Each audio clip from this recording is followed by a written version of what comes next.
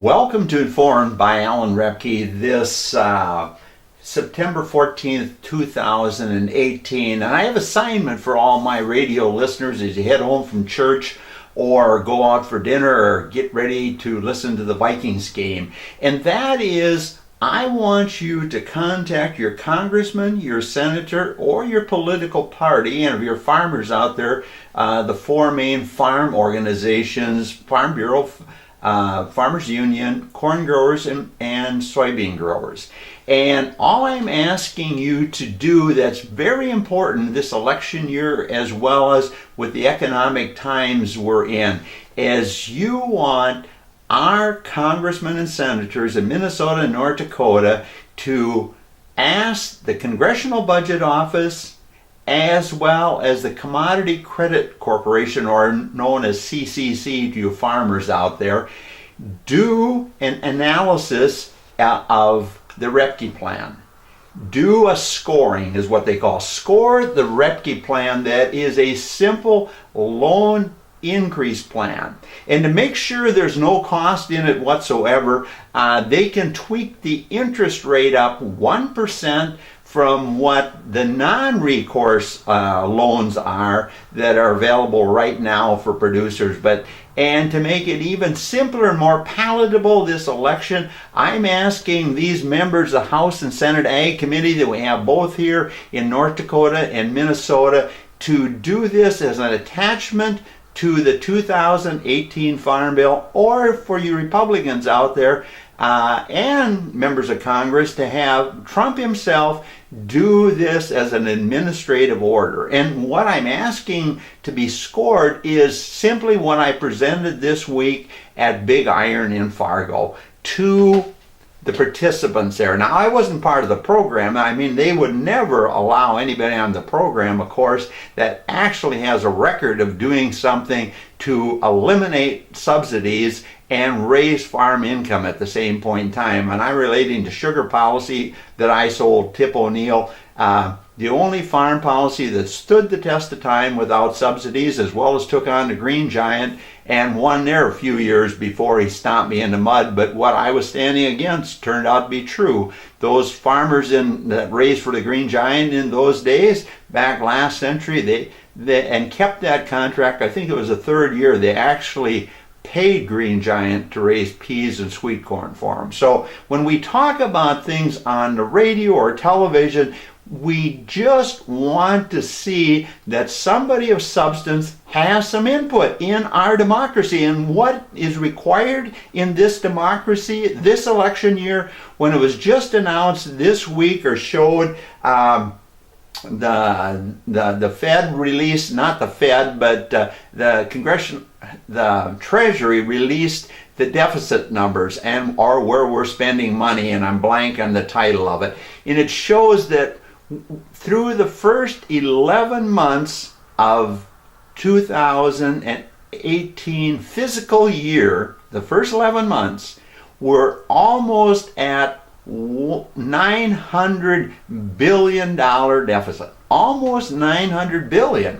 And yet we have the Republicans out there, these conservatives that are pushing this, the economy is going to grow under the new tax policy. Well, we're going to have to see pretty quick. And Trump himself has got 2 years, but Republicans in the House and Senate probably don't have that luxury unless they do what I'm telling them to do. Score the Roebke proposal that simply raises loan rates for the major commodities in the Farm Bill by 155%. So you farmer listeners out there, or you landlords, or you people that are concerned about these mass amounts of subsidies, and a big one's just going to soybeans now, who historically hasn't got much money out of you taxpayers. But what I'm saying, we're going to score this program that I want now is strictly a 1-year attachment. When I listen to the so-called leaders that I talk to, and I'm soon going to disclose their names, so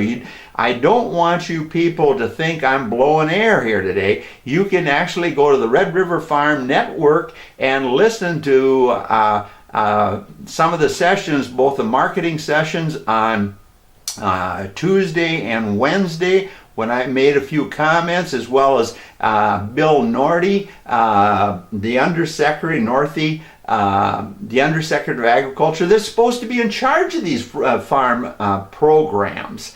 And I handed him my phone number after I talked, and we're going to get into that. But I want you to understand here, especially for your ethanol investors, is the fact that the Roebke Plan simply changes pumps nationwide, gas pumps nationwide, from 10% to 11%.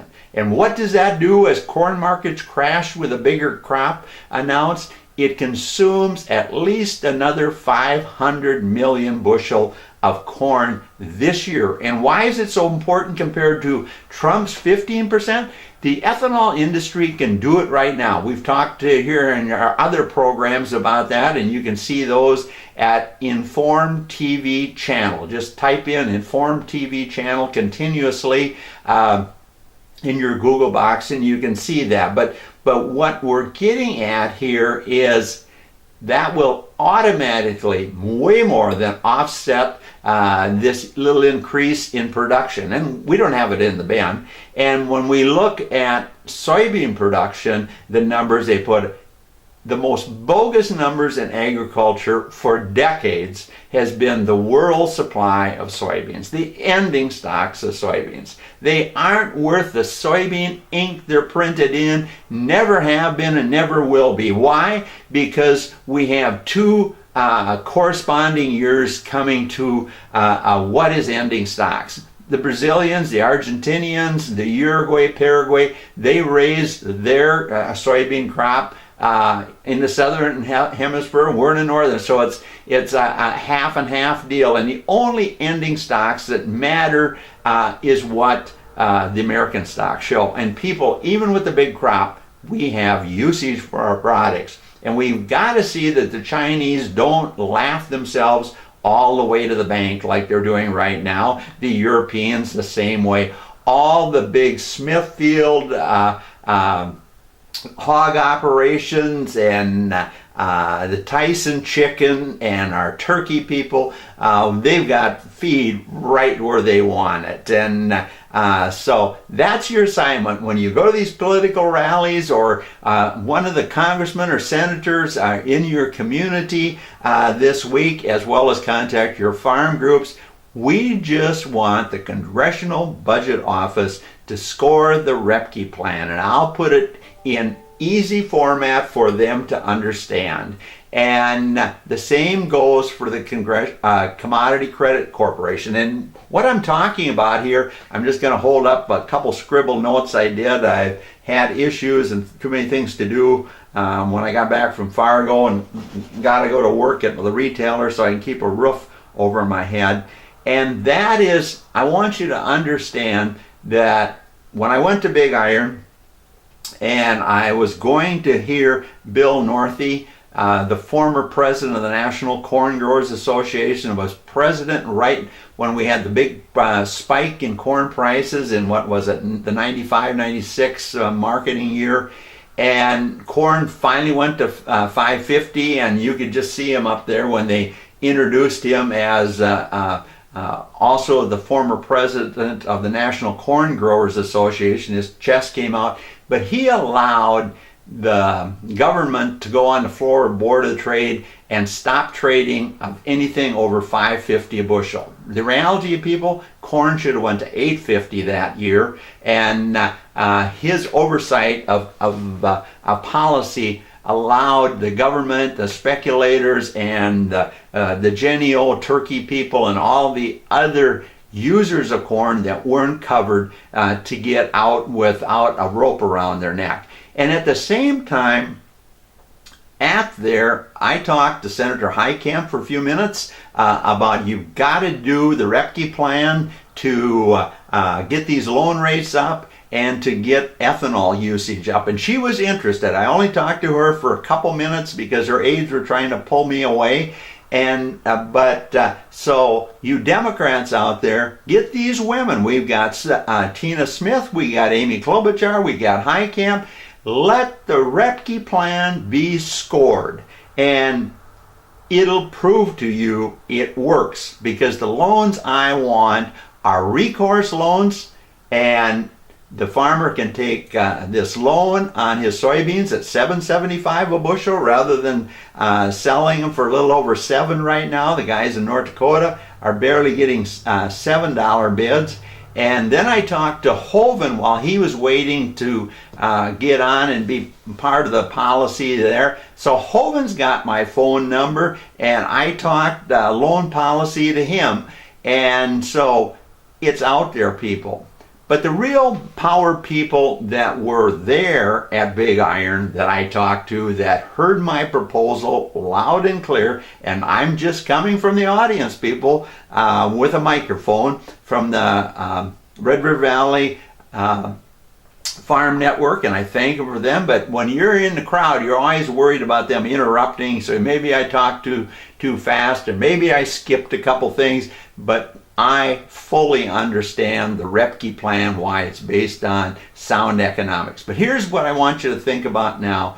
When we had the Undersecretary of Agriculture up there talking about this new subsidy for mainly for soybeans, these guys are going to get a 82.5 cent a bushel a check, which is some big money, as soon as they complete harvest. But when Norty was talking about that, Norty or Northy was talking about that, he said, we got to deal with these other organizations like, or when he was responding my first question, I should say, well, we have to deal with these commodity credit corporations because they've got rules. And when the mic went around, just a handful of questions, I was probably the only real questioner there.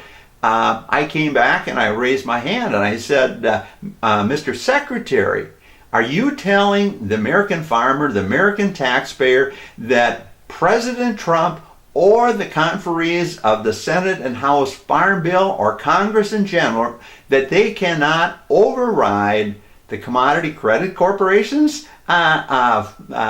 fine print power? Well, of course they can. Of course they can. They can do that. Well, then do it, Mr. Secretary. He has my number. I have not heard back from him.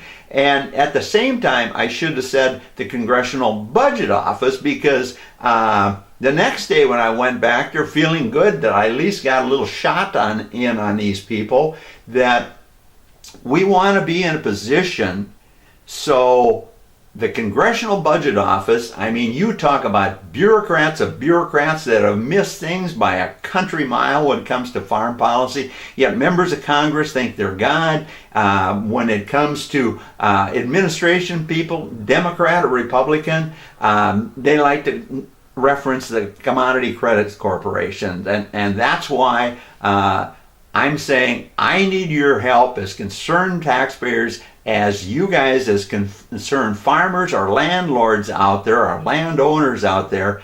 What can we submit right now when we have conferees that still haven't come together on the final language of the 2018 Farm Bill? Other than crop insurance, which is huge, of course, that Farm Bill is once again a worthless piece of legislation. And I just heard an ad from Tina Smith on how great she's doing with the Farm Bill. Well, get Tina Smith. You can go on my website, Inform TV channel. I interviewed her when she was here at the winery out here that's having their big grape stomp this weekend. So it's not that Tina Smith doesn't know me. It's not that Molly, her press person, doesn't know me. I just want those people to submit and tell them do it right now. Because the reality, the economics of the Roebke Plan are so simple, yet so powerful that things happen. Then, of course, at the same time, we were sitting there, and when Bill Norty was talking, all of a sudden there was a question in the back of the room, and who was there? The present corn growers president. I didn't see any soybean guys there when I was there, and they should have been, of course. But here's Kevin Sunis, or something like that, a massacre, just in Arthur, North Dakota. I think the same place Governor Bergram is from. In fact, I've got TV equipment on a 1,100-foot tower that you taxpayers pay North Dakota Public TV over $500,000 a year, so Eric Eskala and Kathy Werser can send their message across North Dakota, but I want to be on that tower just to talk to common people like you, just like I can be on that tower at Goodall, and get some of these issues for the common people so common people can see them. But anyway, Kevin from the back says, well, we're here to talk about corn issues a little bit, and we're only getting a penny a bushel where soybeans is getting 82.5 cents, or actually $1.65, I guess, when they make the second set of payments in December 3rd. And but he put his 2 cents worth in. One of Highcamp's representatives came over and said, can we talk outside a little? Of course. And I said, we were just walking, why don't we take the corn growers president with it, Kevin, from the current president of the National Corn Growers Association. Well, what I was going to tell you about when I talked to Kevin, head of the National Corn Growers Association, and with Highcamp's rep, they also sent a guy from Farm Union out, I believe, and he goes, well, this is old news. We've been talking about higher loan rates forever. I said, but you never get the job done, you guys. And Kevin from the from the National Corn Growers Association, president from Arthur, North Dakota, kind of hem-hawed around and that, well, I really don't understand things. Well, the reality, I give the National Corn Growers a ton of credit for what they did with ethanol. But when it comes to farm policy, just like the Farm Bureau, Farm Union, the soybean growers, and the corn growers, they've had a lousy job other than sticking you taxpayers with a mind-boggling cost, and a cost that's not based on sound policy or even fair policy. The states with the huge corn bases or the huge rice bases or the huge peanut quota people came out like bandits compared to everybody else. But anyway, in this process then, so the key players, the administration, Bill Norty, the Undersecretary of Ag, that's supposed to be watching what? Out for sound farm policy, farm programs. He also stated, if you listen to that Red River Valley tapes they got on their website, the Red River Radio Network, stated that, well, he really isn't up to speed on what's going on with Mexican trade deal or the Canadian thing. In other words, he's out like he was at Big Iron. He's a politician. He's a celebrity pushing the presence of the USDA rather than saying, hey, we've got a problem here. And the other thing that was brought up, this takes time, and I told the audience, it only took me Chuck Canton and I, and Rick Nolan, Congressman Rick Nolan was there, it only took 50 minutes for us to convince Tip O'Neill, who knew nothing about sugar policy or other than farm policy was extremely costly. He figured it out in less than 50 minutes that, hey, I'm going to support this policy, and can this policy work for all commodities? And I told the Speaker of the House, probably the only real powerful one we've had in my lifetime, as well as probably the only honest one, or one of the few honest ones anyway, and I'm going to support this thing. And yet we can't get our congressmen and senators in rural America, or all the people on the ag committees, to simply say, score the Roebke proposal. And in fact, let Roebke come before these commodity credit big wigs, as well as the Congressional Budget Office, and let's talk policy. I'll put it out there, and because I want to question them guys if they just going to blind policy. If you look at what CBO has been doing over the years as far as scoring things, They know how to add numbers, and that's why I'm going super simple for them, and for the corn growers, the soybean growers, the Farm Bureau, the Farmers Union. Score this bill. But here's the other thing at this Big Iron Show. The Red River Network, I thought going up there, man, this is going to be in some big forum where we're going to have Bill from the USDA, this undersecretary. It was in a little Morton building that was probably, I think I counted 8 poles, 8 pole gaps, and 6 the other direction. And the one session they had in marketing, after the marketing crash, they opened the garage door to the south, and so a few more people could sit on bleachers. But in general, you had no problem going in there and listen to policy. The main farmers were out getting ready for harvest, and most of the people in there were old guys like myself or young guys that thought the people in the front of the room was really out there to look out for them.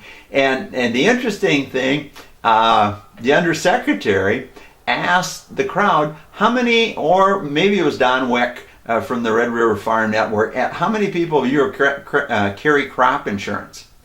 People, it was only about 25% of the room raised their hand. Obviously, I don't farm anymore, so I couldn't raise my hand. And it just goes to show when we have these important things, we don't even have real players in the audience, other than a guy like me that understands what needs to be done. And then the next day, of course, or even that afternoon, they had a marketing panel that was, this would have been on Tuesday afternoon if you go to the Red River Farm Network. And these guys are talking about the typical one. We had one of the speakers up there. He was a successful broker, speculator, farmer, all of the above.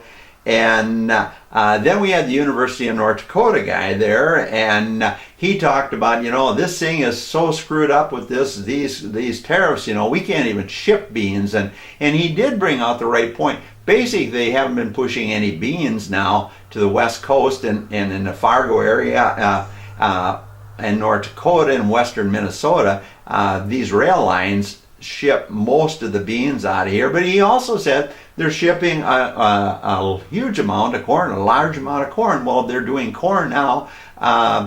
Contrary to what he was portraying to the audience, was that, well, we just won't be able to ship the amount of soybeans that need to go, and that's a bunch of bunk. And he gave an example about, well, from here all you can do is go to St. Louis, and that brings just another whole topic on transportation and our screwed up transportation system that Congress also needs to be held accountable for. And I, being on the Southern Minnesota Beach Sugar Co-op, where we railed in coal, had my own rail facility for loading rail cars, I can tell you about a few things that can change real quick if you guys can just make sure that your congressional representation does a score on this Roebke Plan, and I can tell them how to immediately get around these so-called bottlenecks in transportation. It's fine print bureaucracy that is keeping grain from moving. And the fact that China has taken the upper hand, why? Because even the Brazilians, that they say they're going to buy all their product from Brazil. Brazil, I believe, exported last year about 74 million metric tons. I think that was the number I came up with. And people, if they take all the Brazilian beans, they want 94. They still need a 20 million metric ton of soybeans. And the Brazilian farmers down there, you talk about, and government down here, you talk about a bunch of fools. They should be selling, well, we'll be your exclusive supplier, the Prime Minister of China, President, whatever he calls himself, but you're going to pay $15 a bushel at the farm level to get that privilege. And when we had Secretary one of the other programs I talked when he had Secretary Perdue down in South America, he didn't even call the 4 players, Brazil, Argentina, Uruguay, Paraguay, and the United States, of course, that exports 90-some% of the soybeans annually, and I think 75% of the meal. And so we have nations here that make OPEC look like a bunch of grease monkeys over there compared to the power that our congressman and senator and president have to see that we get sound farm policy there to save you taxpayers a bunch of money. And then, of course, when I asked these marketers on Tuesday, what if we'd implement my plan that I had pushed my 2 cents to them? Well, 2 of them immediately said, well, prices would go up. And the third one, of course, he didn't want that to happen. He didn't say anything other than, well, it would have an influence, something like that. Why? Because all these advisors and speculators that have been up in the front of the room for decades, they fill their pockets when there's chaos in the marketplace, and that's what they want to continue. And then the next day, when we looked at this guy from North Dakota, Fran, I think his name was, and this Elaine Cub, this young lady, they didn't even want to comment on what would happen if we put a sound loan program in place. Because see, all the garbage they've been pumping to the North Dakota farmer and American farmer doesn't work. Just the same as FinPac here in Minnesota and Farm Doc in Illinois, FAPRI that's there from University of Missouri and Iowa, or APAC in Tennessee. Those guys are there to get money to what? Study, study, study. Never solve problems, just study. And so I thought it was fascinating when you look at a system, people, that we have this massive deficit this year when we got a booming stock market, we got a booming employment rate, and yet at the same time we're probably going to have just shy of $1 trillion worth of deficit this year. And in this process of funding this program myself, so I can get my 2 cents worth in, and I don't know if I'm going to do it any longer in September. I don't know if anybody out there is listening. If you church people or whatever, you or listeners out there, just send me an email to al@informedtv.com. al@informedtv.com, and I want to see where you're at. If anybody's out there, my critics will always say, if there's 10 people out there that listen to you. See, I have a history up in my old ag analysis show that was on KNUJ for years and other radio stations around the country, that I had a big audience, because I did surveys on locally or in selective TV. I had a big audience, and but I didn't have the money to do any surveying. So I know people are out there, and thanks for listening to Informed by Alan Roebke. I can change things, but I need your help.